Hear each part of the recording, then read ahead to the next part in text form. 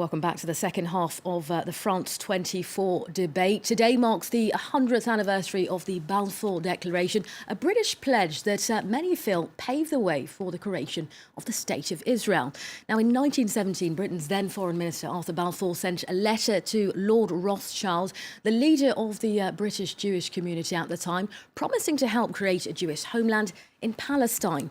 Well, to this day, that declaration remains hugely divisive. It's seen as a betrayal by Palestinians, but celebrated by Israel. France 24's Shirley Sitbourne explains what exactly the Balfour Declaration is and explores how the British government's strategy affected the region. In the early 20th century, hundreds of thousands of Arabs live in Palestine and the Ottoman Empire, and also a minority of Jews. A growing minority fleeing persecutions mainly in Russia and Poland. They believe Palestine, or Zion for them, is the best option for their future. Those Zionists convinced the British government to back their initiative. That's the Balfour Declaration. Of course it was a founding document because it was maybe the first time that a very prominent politician expressed his solidarity. And it paved the way to other decisions that eventually materialized in Israel having its independence. The British government didn't just have the Jews' interests at heart. It wanted to have free access to the Suez Canal. The UK also hoped Jews would convince world powers to join British troops fighting World War I. Jews represented some kind of vast international power, and that Jews could persuade President Woodrow Wilson in America to join the war. The British also promised Arab leaders to create an independent Arab kingdom across the Middle East, while telling the French they will get a big chunk of that land too. Conflicting promises that worsened the animosity between Arabs and Jews. It's not legal. With which right then they deliver our country to another identity, political identity? The Balfour Declaration doesn't deny the Palestinians' right to statehood. In fact, it calls for the protection of non-Jewish communities. The current British government says this means the Palestinians too should have their country, and only then would the declaration be fully applied. Well, the 100th anniversary of the Balfour Declaration will be marked by celebrations and protests. The Israeli Prime Minister Benjamin Netanyahu will dine alongside Britain's Theresa May in London tonight as part of celebrations. Protests, meanwhile, are expected in the UK, while in the West Bank, Gaza and East Jerusalem, thousands of Palestinians have called on the British government to apologise for the Balfour Declaration. Well, today in the France 24 debate, I'm joined by Mark Otte, who's Director General at the Royal Institute of International Relations. He's also the former EU Special Representative to the Middle East peace process. That was in 2003 to 2011. Very good to have you, Mr. Otte. I'm joined equally by Chris Doyle. He's Director of CABU. That's the Council for Arab and British Understanding. Good evening to you, Mr. Doyle. Well, we heard from that.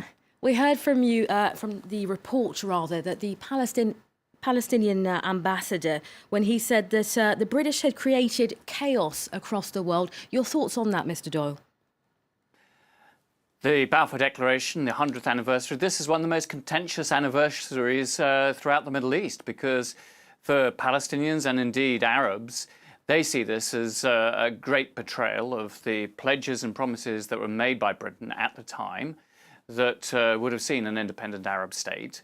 And really, for the last 100 years, this has been a millstone, an anchor around the British government's neck. If you take it together as well with the Sykes-Picot Agreement, the way in which the Middle East was carved up 100 years ago into various areas of mandates or colonies, in such a way that really denied not just the rights of the Palestinians, but also Arabs elsewhere. So there's a huge awareness of what this 67-word declaration of support for a Jewish national home in Palestine meant for the Palestinians. For them, it is the start of a journey that has been extremely painful, that's led to 70% of their population becoming refugees. And today still, we have almost 5 million living under occupation. of course, for the Jewish people, for the Zionist movement, this was a huge step forward. And it's understandable why they celebrate, because this was definitely a major step towards establishing the State of Israel in 1948. So a momentous occasion, Mr. Doll, a momentous occasion for Israel, but as you say, it's seen as a betrayal by Palestinians. If I come to you, Mr. Otte, to what extent can the Balfour Declaration be blamed, if you will, for triggering many years later the Israeli-Palestinian conflict? There's a lot of history to be studied and so on.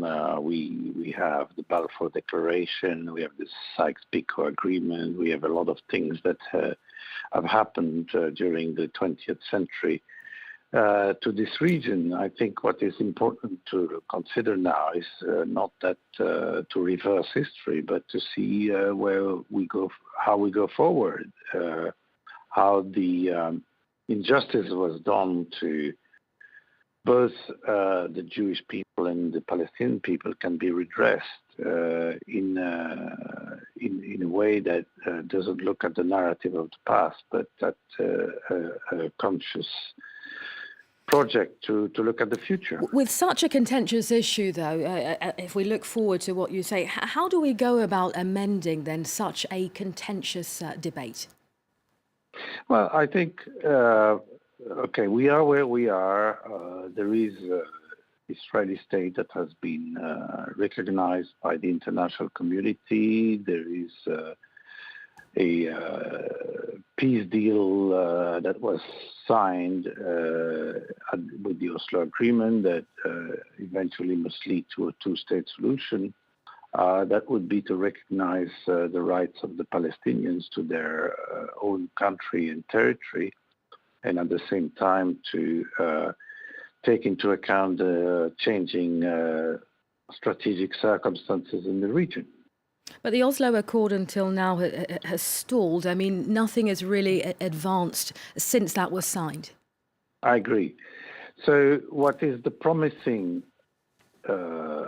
avenue right now is the fact that the Palestinian factions, the Fatah, Hamas, and other groups, have agreed for national reconciliation. I think in order to have a meaningful negotiation between Israel and the Palestinians, this is the priority now. And I think this is one of the most interesting developments in the last few years in terms of the possibility of having essentially two national movements, one state and another that has not been created yet, to have a discussion about how to live together. A discussion's needed, you say. If we head back to our colleague Chris Doyle in London, I mean, let's go back to this Balfour Declaration. The actual wording has puzzled Mr. Doyle, historians, for many years now. 67-word letter, some saying he never mentioned a state, he mentioned more of a homeland. What do you make of that? Is that what's caused some of the issue?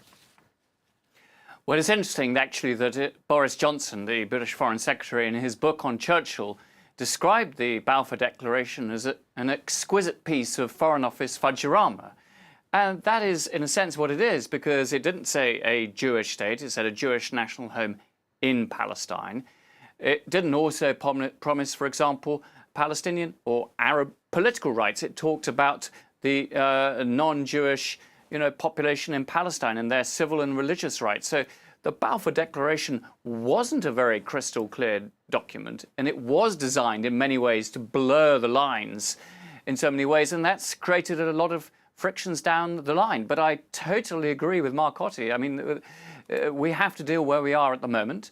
I very much would like to have seen the British government actually using the 100th anniversary of the Balfour Declaration to express, I think, greater support for the creation of an independent, viable, sovereign Palestinian state. I think that is the way forward. I think what many of us are concerned about is that the current Israeli government, and indeed to an extent backed by the new Trump White House, really sees this as an opportunity to make sure that there never can be that independent, viable, sovereign Palestinian state. We're seeing a huge surge in settlement numbers, these settlements that break up the contiguity of a potential Palestinian state, and even recently, very dangerous proposals backed by the Israeli coalition government that would see huge settlement blocks annexed to Jerusalem, and indeed Palestinian communities actively excluded from Jerusalem. Now, if we are going to have a successful peace process, and it cannot come quickly enough, we need to address this now. And I think it does mean to send very strong messages to all parties that it's time to get round the negotiating table on a serious basis to end this conflict once and for all. Mr. Doyle, as you speak there, we're looking at pictures of Theresa May, and she's obviously meeting with her Israeli counterpart, Benjamin Netanyahu, in London today. They're set to dine a little later on. What Theresa May has come out and said today is that she's proud of, or indeed the UK is proud of, a pioneering role in the UK, which was played by the UK, played in the creation of Israel. She's also said that she is for a sovereign Palestinian state. 100 years on from when the letter was written, the Balfour Declaration, are we any closer? Are we any closer in terms of language being more solid to moving towards a double state solution? I don't think we are, to be honest. I think that the government's been forced in the last few days to acknowledge a little bit more the Palestinian narrative. We've seen that in an article by Boris Johnson this week, and also in the chamber of the House of Commons. Theresa May, the Prime Minister, for over a year now, has been talking about celebrating the anniversary of the Balfour Declaration with pride and respect. Now, that's all very well, but how this is seen elsewhere in the Arab world amongst Palestinians is that Britain is officially celebrating the loss of their homeland. That's how they see it.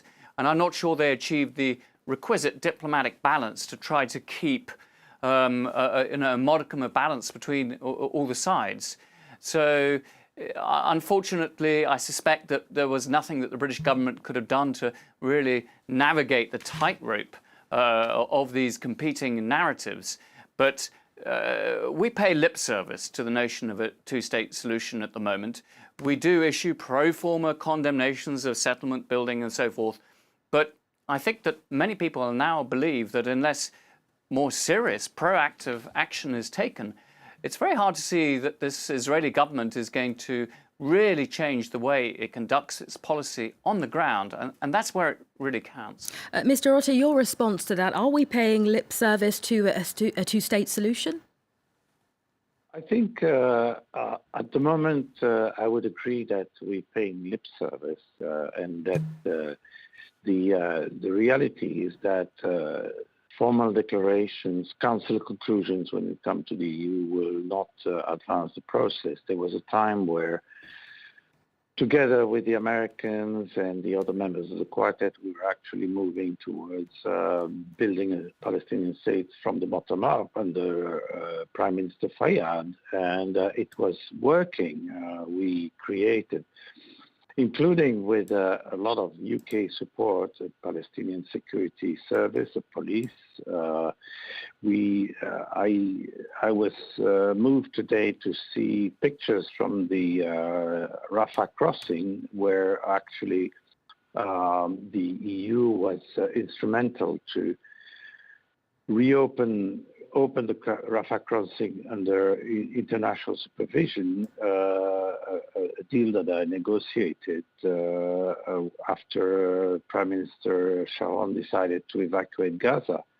This was to be followed by other ways to facilitate movement of Palestinians between Gaza and the West Bank, between their territories and Israel, between their territories and the rest of the world. This has been lost. This momentum has been lost, and it's pity. Now, it's very important what Egypt did in terms of pushing the Palestinians to national reconciliation. There are two things to that. The first thing is that for a long time, the external powers did everything they could to undermine Arab nationalism and Arab national movements. Like Israel encouraged the rise of Hamas, to counter and to undermine the PLO, which was the Palestinian National Movement. So that's one thing. Again, it's the past. Let's forget about the past. Let's look at what is happening now. If there is a chance for unity among Palestinians, it will give them much more legitimacy and much more power in the vis-à-vis the international community to negotiate a deal with Israel. And this deal with Israel is what the parties will decide that they want to make about it. And I think it's not only about territorial issues, it's about justice, it's about recognizing the harm done to the other parties. It's about recognizing the fate of millions of Palestinian refugees. This is something we have to deal with in Europe too after World War II. Now, and the second thing is that I think it's not a Palestinian-Israeli conflict. It's an Israeli-Arab conflict. And the Arab nations have to do something also to reassure. Do you think, Mr. Doyle, if I bring you back in on this, do you think that more unified Palestinian factions, which we saw on Wednesday, I believe, begun to happen, do you think that's the way forward in terms of opening dialogue with Israel? Unquestionably, I think that this reconciliation deal certainly holds out the prospect of making some progress, but we need to build on this fast. I cannot emphasize the state of the humanitarian crisis within Gaza at the moment. It is really appalling. Barely any electricity, barely any power. The water is unfit for human consumption. And there was a huge surge of hope and expectation when the Palestinian ministers came into Gaza from Ramallah and hope that this would change their ordeal. Now, time is short here because the population in Gaza is beginning to feel as if they've been shortchanged because there's still an electricity, a power crisis. And unless this is addressed, this deal, unfortunately, could fall by the wayside. There are, of course, all sorts of political obstacles to sort out. There's not much trust between Fatah and Hamas. That's certainly true. There are the issues of Hamas militias and will they eventually be disarmed. It's very hard to see how that will happen. But somehow we need to get behind this deal because having one single Palestinian political address is essential. It does make the possibility of viable peace negotiations down the line possible. And it also makes possible the saving, really, of Gaza. It's in a complete disaster zone right now. And unless it's opened up, unless the economy is reinflated, then extremism actually will flourish. And this has been a disastrous policy all round over the last 10 years. And it's vital because Gaza and the West Bank are the two components of the Palestinian state that should come into being. And it's a long way from that at this moment. OK, Chris Doyle, you're the director of CABU, the Council for Arab-British Understanding. I was also joined by Mark Orte, the former EU Special Representative to the Middle East peace process between 2003 and 2011. That brings us to the end of the debate. Thank you very much for your time.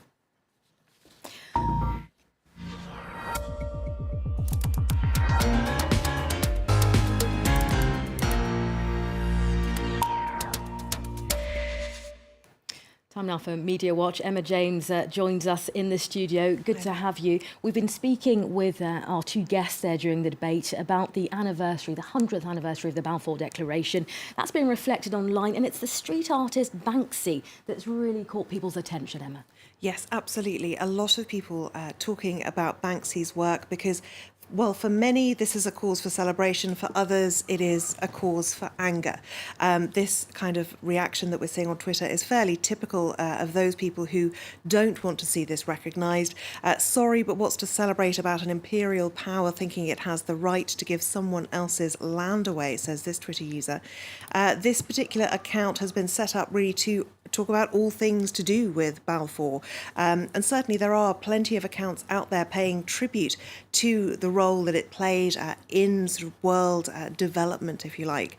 And they are quoting Theresa May, the British Prime Minister, who has said, "We are proud of the role that we played in the creation of the State of Israel, and we will certainly mark the centenary with pride." Now, her reaction is very, very different to what we have seen from the renowned street artist Banksy, more known really for works of graffiti. But what he's created today is an apology party, really. It's modelled on the old-fashioned UK street parties that we used to see, sort of, especially after the Second World War, but we've seen some more recently, anniversaries of the coronation, things like that. And this is an apology party where somebody dressed as the Queen actually unveiled an etching in a wall saying just sorry. And the idea is that this is apologising for all of the trouble that has been caused. The statement from Banksy says the British didn't handle things well here. When you organise a wedding, it is best to make sure the bride isn't married. Now, what I should point out is that this party was actually held in Bethlehem at the wall that divides Israel and Palestine. It is an area where certainly Banksy has been working for quite some time. This isn't some political movement that he's just happened across right now. Now, the work itself was carried out by a professional stone carver. Funnily enough, he's actually worked on Buckingham Palace, the Queen's own residence. And some very much agree with what Banksy has had to say here. The destruction of Palestine should be a cause for shame, not celebration, says this person. Banksy has always stood by the Palestinian people. In fact, it was over a decade ago when he first daubed that wall with his first bit of graffiti. So that's been going on for quite some time. And since then, he's created the walled-off hotel, not the Waldorf Hotel, walled-off hotel.